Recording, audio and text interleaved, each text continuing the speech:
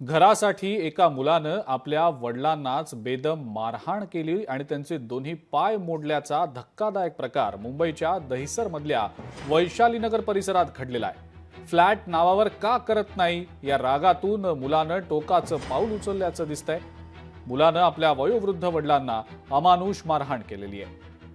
दहिसर पोलिसांनी या प्रकरणी आता गुन्हा दाखल केलेला आहे।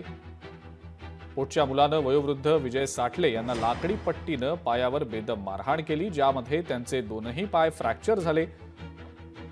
तक्रारदार साठले हे दहिसर पूर्वेकडील घरटनपाडा क्रमांक 2 इथं राहतात। ते सध्या दहिसरला त्यांचा लहान मुलगा मिथुन याच्याकडे राहतात, तर त्यांचा मोठा मुलगा आरोपी किशोर हा सिंधुदुर्गातल्या सावंतवाडीमध्ये राहतो। त्याला वडिलांचा मुंबईतला फ्लॅट हवा होता। जोगेश्वरीमधला फ्लॅट नावावर का करत नाही या रागातून त्यानं वडिलांना ही अशा पद्धतीनं अमानुष मारहाण केलेली आहे।